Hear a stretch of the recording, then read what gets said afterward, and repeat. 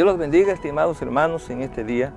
Les saludo desde Monte Jericín, la tierra de las bendiciones, el lugar que Dios ha escogido por su habitación. Este es un día maravilloso en el cual Dios quiere bendecir nuestras vidas. Hoy queremos seguir hablando sobre ese tema tan importante que hemos estado hablando, de la advertencia, de la exhortación que Dios nos hace para que en estos tiempos no nos apartemos del camino del Señor. Debemos recordar que la salvación que Dios nos ha dado es una salvación hecha por gracia, que Dios lo hizo para nosotros. Fue un sacrificio que Cristo hizo en la cruz del Calvario para darle salvación al hombre. La Biblia dice en Hebreos capítulo 2, verso 1, que así que debemos prestar mucha atención a las verdades que hemos oído, no sea que nos desviemos de ella. Y en el verso 3 dice, entonces, ¿qué nos hace pensar que podemos escapar si descuidamos esta salvación tan grande? No podemos pensar nosotros que podemos escapar de la condenación si no hacemos caso a las ordenanzas que Dios nos ha dado en su palabra. Debemos recordar que la Biblia dice que la paga del pecado es la muerte y que como consecuencia todos nosotros fuimos destituidos de la gloria de Dios porque nuestras acciones, nuestros hechos trajeron condenación a nuestra vida. Por cuanto todos pecaron, están destituidos de la gloria de Dios, es lo que dice la palabra. Pero recordemos que Jesucristo ocupó nuestro lugar muriendo por nosotros en la cruz.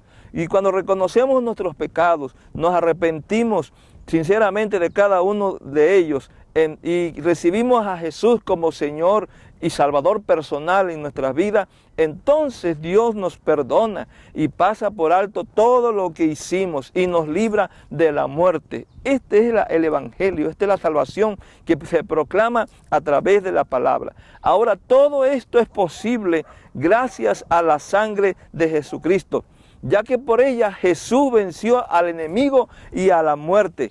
Hoy nosotros somos bendecidos a través de esta victoria que Cristo consiguió en la cruz del Calvario. Cuando leemos la Biblia nos damos cuenta que todo esto fue ilustrado en el tiempo del pueblo de Israel, cuando Dios le ordena comer la Pascua. La Pascua era un corderito que se tenía que sacrificar para que en ese día Dios lo pudiera librar de la muerte. Recordemos que esa noche el ángel de la muerte iba a pasar y darle muerte a todos los primogénitos. Pero Dios dispuso una salvación. Dijo que el corderito tenía que ser sacrificado y que la sangre del cordero tenía que ser aplicada en las puertas, en los dinteles de la puerta, y que la carne del corderito tenía que ser comida. Así que voy a leer para usted la palabra en el libro el libro de Éxodo capítulo 12, donde Dios le da la orden al pueblo de Israel y dice, y tomarán de la sangre y la pondrán en los dos postes y en el dintel de las casas en las que han de comer. Y aquella noche comerán la carne asada al fuego y panes sin levadura, con hierbas amargas lo comerán. Y en el verso 13 dice, y la sangre os será por señal en las casas donde vosotros estéis. Veré la sangre y pasaré de vosotros, y no habrá en vosotros plaga de mortandad cuando hiera la tierra de Egipto. Cuando nos damos cuenta, lo que Dios le dice al pueblo de Israel es que ellos tenían que aplicar la sangre. Esa sangre es la que los liberó de la muerte, los liberó de que ese día ellos fueran acechados o fueran víctimas de la muerte. Por la sangre de Jesucristo nosotros también hemos sido libres de toda esclavitud del pecado. Pero si vemos claramente la orden, no nada más era aplicar la sangre, sino también los israelitas tenían que comer la carne del cordero en la Pascua. Recordemos que la Biblia habla que Jesús es el Cordero. En Juan 1:29, Juan el Bautista dijo, he aquí el Cordero de Dios que quita el pecado del mundo. Ya hemos hablado de esta palabra, pero también debemos recordar que en la Biblia, el mismo Evangelio de Juan, pero en el capítulo 1, en el verso 1, dice que en el principio era el Verbo, y el Verbo era con Dios, y el Verbo era Dios. Y en el verso 14 dice, y aquel Verbo fue hecho carne y habitó entre nosotros. Lo que habla la palabra es que ahora Juan presenta a Jesús como la palabra, como el Verbo hecho carne. Dios es la palabra. Esa carne se manifestó, esa palabra se manifestó en carne a través de Jesucristo. ¿Qué es lo que el Espíritu Santo nos enseña aquí? Bueno, lo que queremos aplicar a su vida es que así como Dios le ordena al pueblo de Israel aplicar la sangre en la puerta y comer la carne, también Dios nos enseña lo mismo. Lo que el Espíritu Santo nos está enseñando hoy es la importancia de alimentarnos de la palabra de Dios hasta que ésta se haga viva en nosotros y reflejemos a Jesús. ¿Qué significa que la palabra se haga viva en nosotros? Debemos recordar que nos convertimos en lo que comemos. Es decir, cuando recibimos ideas, filosofías o enseñanzas y las aceptamos como verdaderas o importantes, tarde o temprano son las que regirán nuestras conductas, nuestras acciones y nuestras decisiones. Acordémonos que todo lo que hacemos está influenciado por lo que pensamos. El resultado de nuestras decisiones nos han traído hasta lo que hoy somos. Y nuestras decisiones fueron influenciadas por lo que pensamos. Ahora, lo que pensamos fueron ideas o pensamientos que en algún momento recibimos y aceptamos como verdaderas o como verdades. Muchas personas al venir a Cristo, sus vidas no han cambiado, sus vidas no se ven diferentes, porque siguen teniendo el mismo tipo de pensamientos que antes. Deben cambiar ese tipo de pensamiento. Precisamente la palabra arrepentimiento significa eso, cambio en la manera de pensar. O sea, un cambio que nos lleve a un rumbo o dirección diferente o nuevo en nuestras vidas.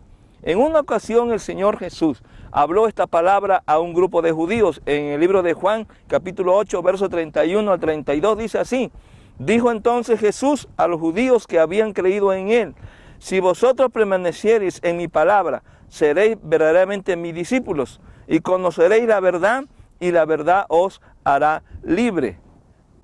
Los judíos a quienes Jesús les habló eran practicantes de la religión judía, pero que ahora habían creído en él. Entonces el Señor les dice: si permanecen en mi palabra, serán verdaderamente mis discípulos. Como ellos, todos hemos venido con alguna idea o pensamiento acerca de Dios, de Jesús o de la religión. Probablemente practicamos alguna religión o quizás estábamos en contra de todo lo que ella representaba. Pero ahora al venir a Cristo, Él nos dice: lean mi palabra y permanezcan en ella. Busquen ustedes mismos en mi palabra y entonces podrán conocer la verdad. Sus ojos se alumbrarán y serán libres.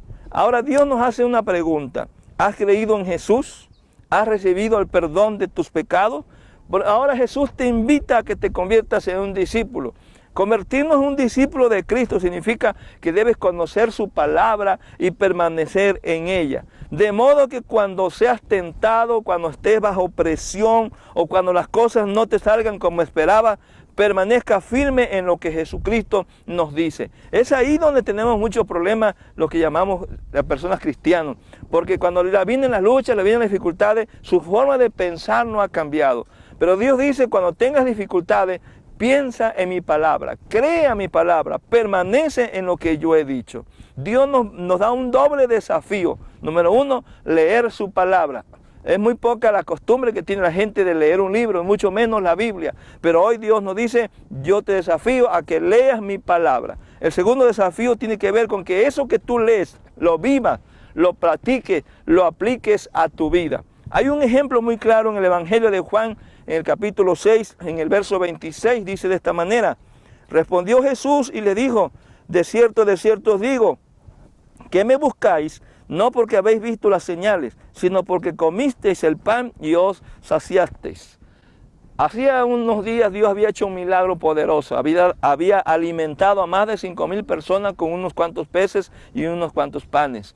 Y esta gente seguían a Jesús no porque creyeran en Él, sino porque Jesús les proveía el alimento, o sea, les suplía sus necesidades.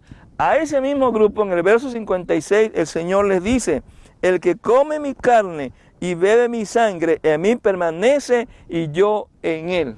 Qué palabra tan importante Dios está hablándonos a cada uno de nosotros. Igual que aquellos judíos, ahora Dios nos lleva a un nivel un poquito más arriba, alimentarnos de su palabra. Si ya recibimos de un milagro, si ya recibimos de una sanidad, ya recibimos de algo de parte de Dios, Dios dice: ahora aliméntate de mi palabra. Permite que mi palabra se haga carne en tu vida, o sea que aprendas a vivir la palabra en ti.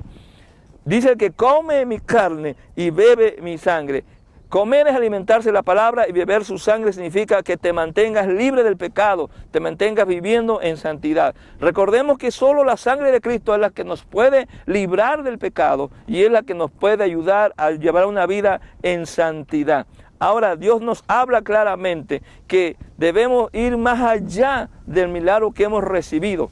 O sea, está bien, todos venimos por una sanidad, todos venimos por un problema, Dios intervino en nuestra vida, alabado sea su nombre. Pero debemos permitir que la vida de Jesús se forme en nosotros. Ese es el propósito principal, que la vida de Jesús se forme en nosotros. ¿Por qué? Para que podamos permanecer firmes en Él.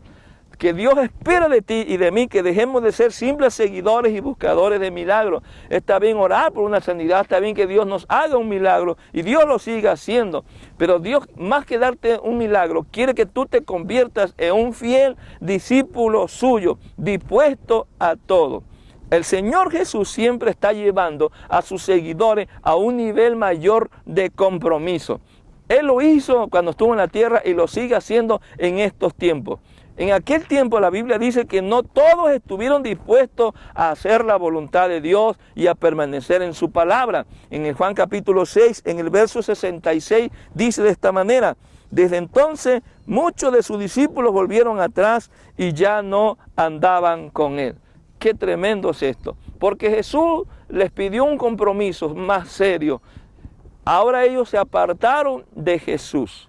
Yo espero que en este tiempo no suceda lo mismo con usted que me está mirando, que me está mirando o que me está oyendo.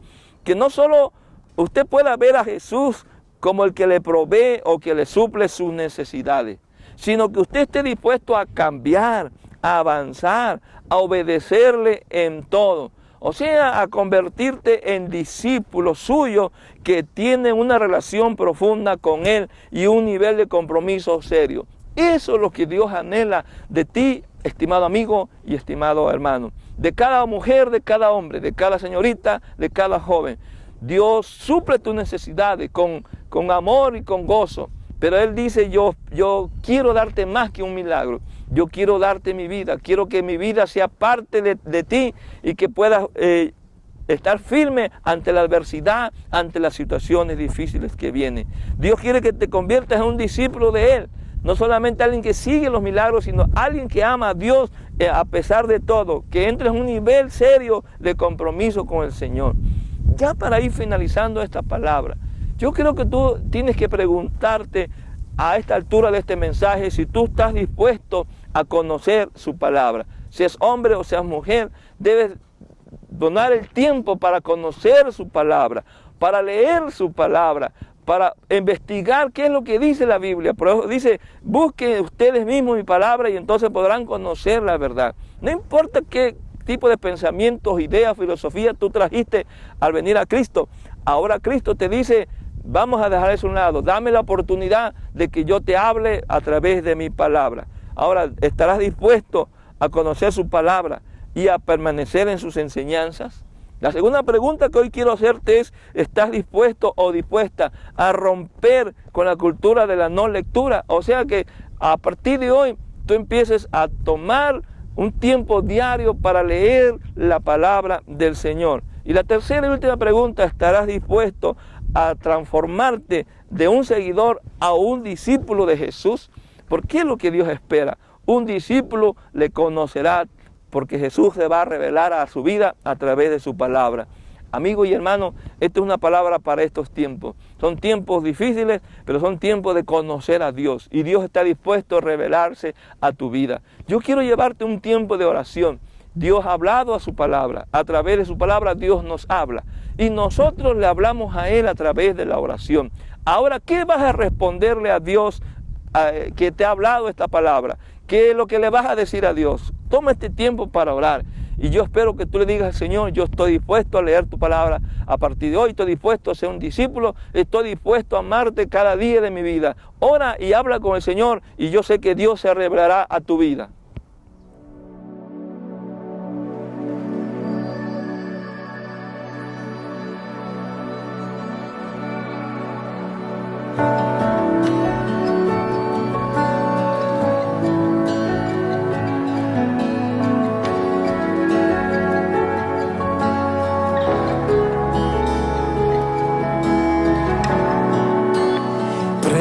Preciosa sangre se derramó.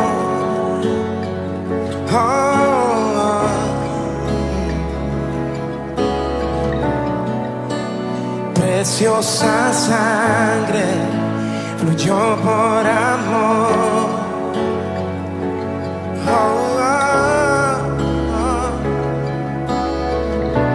Sobre ti el dolor, tus penas lloraron.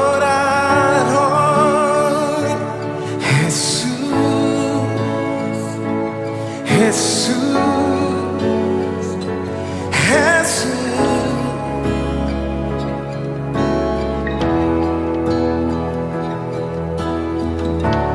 Hay poder en la sangre que fluyó por amor.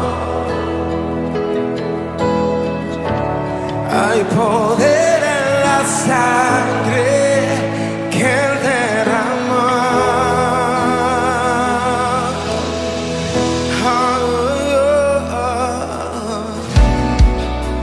Preciosa sangre que me purificó. Gracias, Señor.